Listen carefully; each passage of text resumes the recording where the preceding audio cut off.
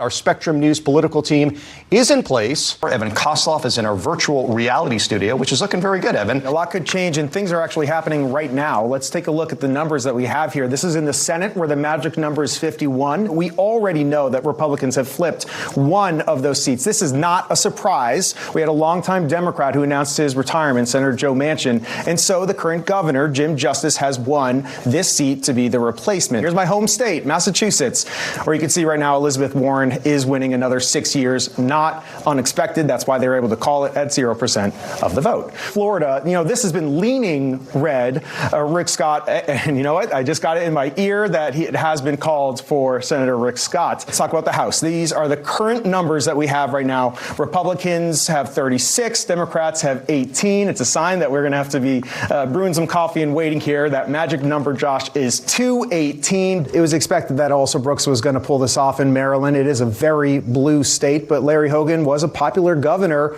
and I think that if Larry Hogan were to win, it would just show that this was going to be a terrible night for Democrats as far as the Senate goes. Let's dive into one of those key races that we're keeping an eye on. North Carolina won. This one's interesting because, listen to this, it's not gone for a Republican since 1883.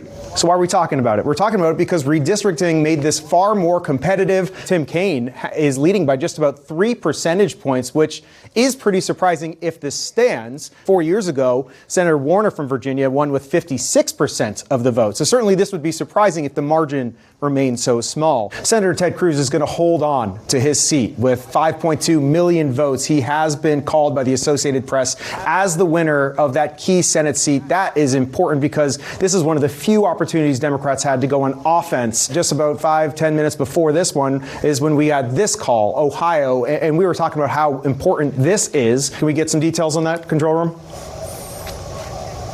There it is. There it is. So here, that's why we got to 51 earlier. That gives them the majority.